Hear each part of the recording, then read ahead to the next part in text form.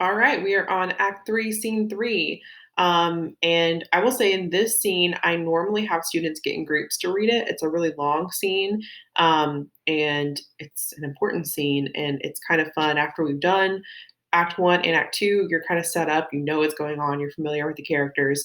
So having you read it together in groups and me just kind of going behind and picking out a few things and discussing it is usually how I run this.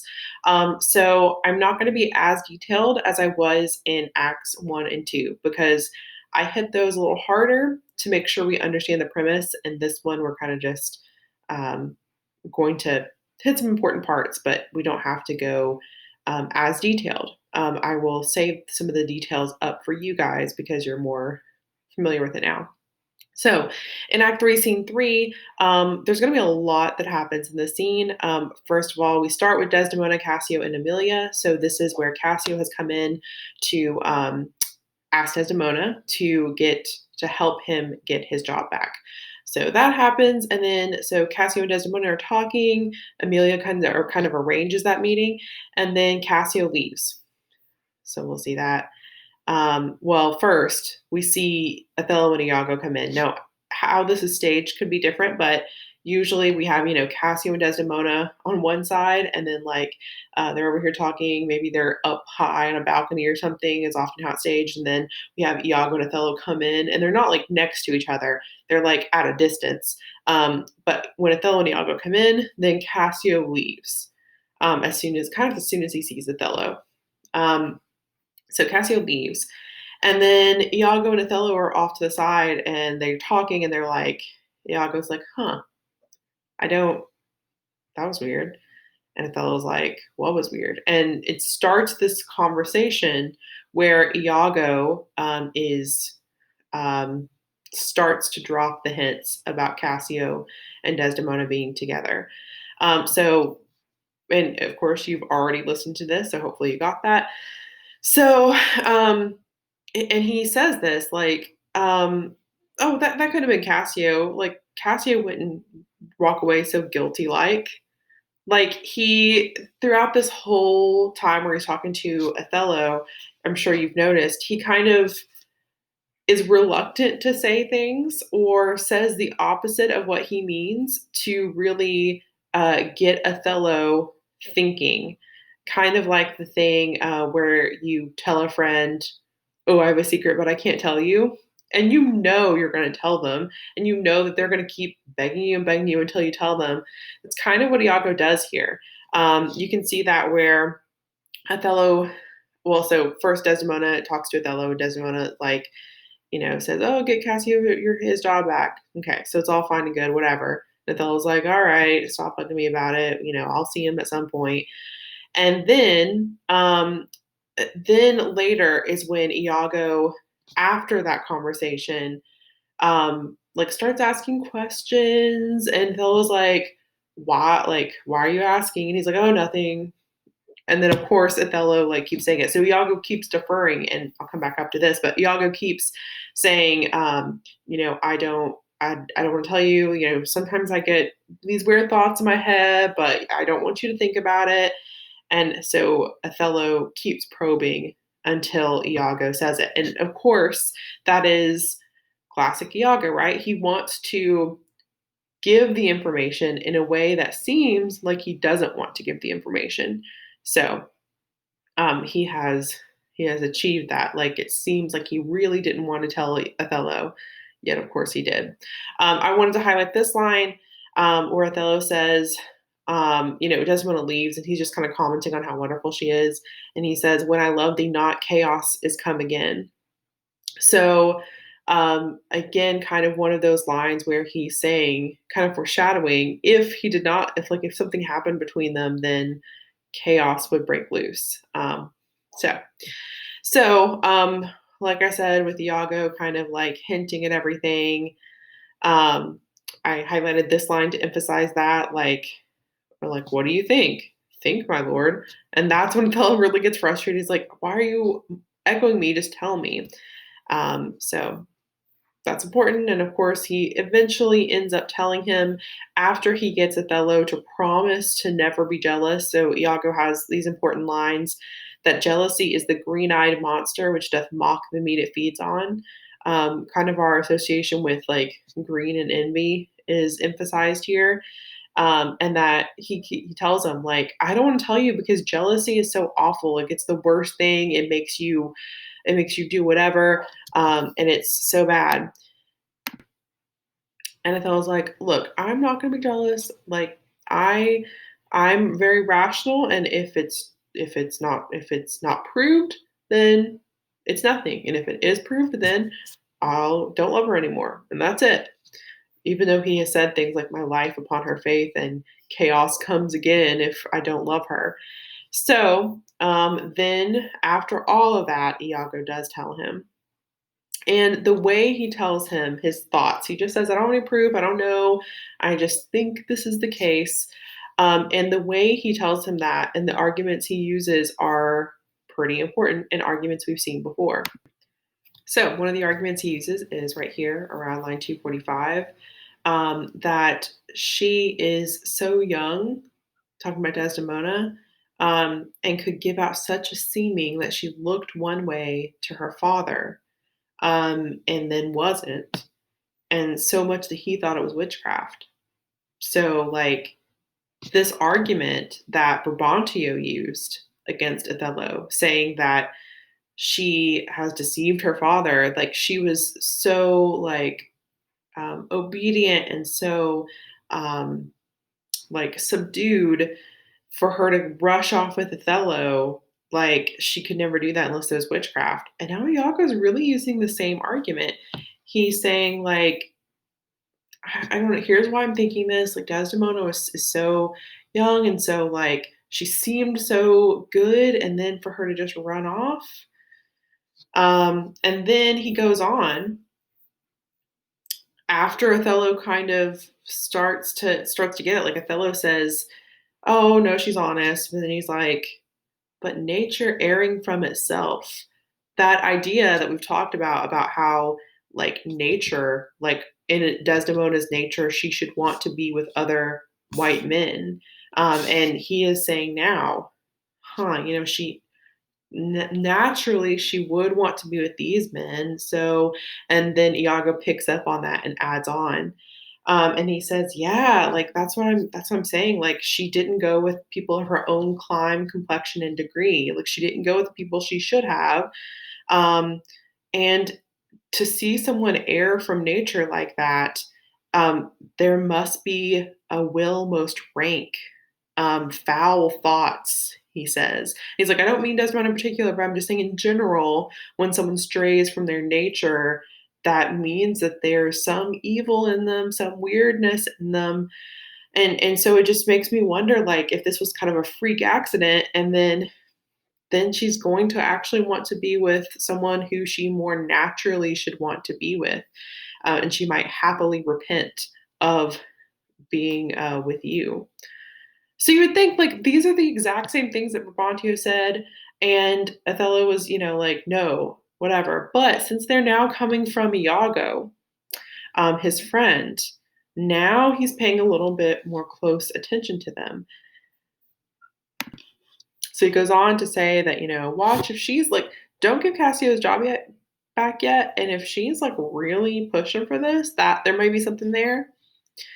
So Iago leaves, and then we get our first soliloquy from Othello.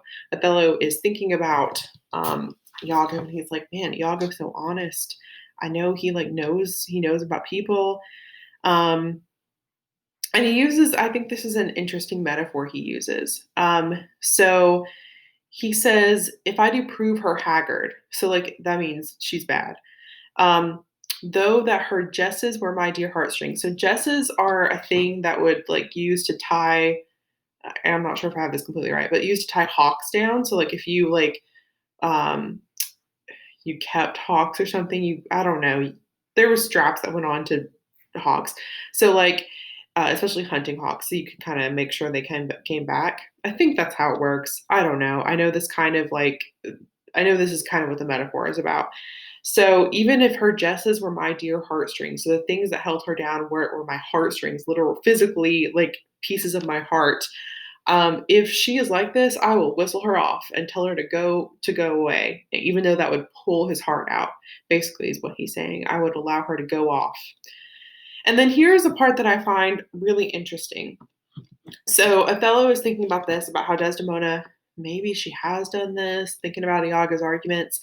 And then he says, "Haply, for I am black, and have not those soft parts of conversation that chambers have, or for I am declined into the vale of years, yet that's not so much. She's gone, I am abused, and my relief must be to loathe her." So here he turns, like before he's like, if she's not true to me, but here he changes to she's gone, I'm abused. Like it is true. Like I know she's left me. And he says that because I am black and have not those soft parts of conversation. I am declined into years. So he starts turning it inward. And that's why he believes it. The thing he says that makes him believe it is not about Desdemona, it's about himself. That I am black, I am old, and so this has to be true. And so that is really interesting to me because it's preying on Othello's own insecurities about himself. Even though at the beginning of the play we saw that he was so secure, right? He was like, "Let Brabantio do what he wants. Like I know who I am, and I know I'm righteous, and whatever." And now, as soon as just this idea that Desdemona has left him comes into his head, he is so insecure about who he is. And I think that really connects back to what we've learned about women's roles at this time, and about like cuckoldry, that all of it was about men's insecurities about themselves. And if a woman did this, it said something about them. And because Othello has these insecurities, that is what's one of the things that's really allowing him to believe this. Which is interesting because remember, Iago thinks that Emilia, his wife, has slept with other people. Was that also about Iago's own insecurities? I don't know. We'll have to see. Um, so yeah, Othello believes this, and it is his own insecurities that causes that belief. And then we get, Othello and Desdemona talking a little bit, and he's nice to her at this point. He's just like, oh, whatever. And once he sees her again, he thinks maybe this is not true. But an important part here is this handkerchief. So Desdemona like uses this handkerchief with Othello, and then she just kind of forgets it, like she lays it on the bed to go off with Othello. And Amelia picks it up and says that, Iago's always wanted this. I'm gonna pick it up for Iago. So that's kind of the important part there. So Emilia gives the handkerchief to Iago. Iago's pretty rude to her in this part, and does not tell her the purpose, what he's going to use the handkerchief for. So when we see Othello again, he is convinced. He is completely convinced. Like we stepped away for a little while, and now he's back with Iago, and he is upset and he's angry. He's angry at Iago. He's like, I am now like, I'm being driven mad by this, and like, how could you have done this to me? And Iago, turns back on him and was like, oh, well, see, I shouldn't have been honest. I should have just kept it to myself. And so Othello's like, no, you should have told me, whatever. And then um, Iago decides to, okay, what if I have some proof? Like, you want proof. You want to be proven of this so it doesn't drive me mad. So he gives him kind of two pieces of proof. One is this dream.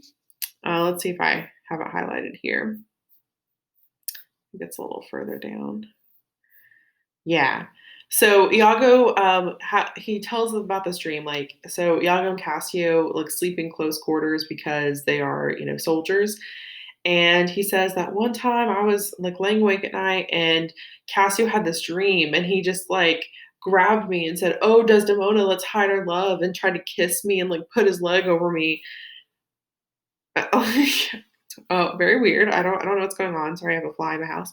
And so he's like that, sometimes people will dream about what they're doing, and he dreamed about Desdemona. So that's one proof. And then second is the handkerchief. So Iago says, I've seen Cassio with this handkerchief. And Othello gets really upset about that because he's like, that was my first gift to her. So Othello is now convinced And he also is convinced to the point where he wants to carry out his revenge. So they kind of swear an oath, which is important. And Iago, so Othello kneels first, and then Iago kneels with him. And part of this oath is witness you ever burning lights above, so the stars, you elements that clip us round about. And I highlighted this because, they're swearing these oaths to the planets, the stars. And we see this in Shakespeare a lot, this idea that the stars control your fate. So, if you remember, the John Green novel, The Fault in Our Stars, that is a quote from Julius Caesar, a Shakespeare play. The fault, dear Brutus, is not in our stars, but in ourselves. And the idea is that like the stars are about fate, and then um, you know Julius Caesar was saying like we control our fate, not the stars. Um, but this idea of fate is very common in Shakespeare, and that's kind of what Iago is swearing to now. The elements, the stars, like whatever their fate has for us, I'm going to be here for Othello. So Othello says to Iago, basically, go kill Cassio. Like, you're sworn to me, go kill Cassio. And Iago's like, okay, but let Desdemona live. And yeah, Othello says, no, I'm going to find some swift means of death for the fair devil. There we have fair devil, white devil, the exact thing we were talking about in our background information. And then, so at the end of Act 3, Scene 3, Othello has decided to kill Cassio and Desdemona. Like, we went so quickly there. At the beginning of Scene 3, he just hears this idea, and at the end of Scene 3, he's ready to kill her. That is, and again, this is Othello, who at the beginning of our play, like, he got swords drawn on him, and he was chill about it. He's been in battle so many times, he's kept his cool. Um, and yet here, um, the very idea, like when he first hears about Desdemona cheating on him, he so quickly turns to, "I'm going to kill her." So we see the difference in a woman doing something against him than Brabantio or Rodrigo or anybody else doing things to him. It's different when it's Desdemona. So, and then he also says, "Now art thou my lieutenant." So he gives Iago the job that at the very in Act One, Scene One, Iago said he wanted. Now he has it. Iago says, "I am your own forever." So, a lot happened in that scene. We now know Iago is lieutenant. They want to kill Cassio and Desdemona, and at this point, the rest of the play, we're going to see how that falls out.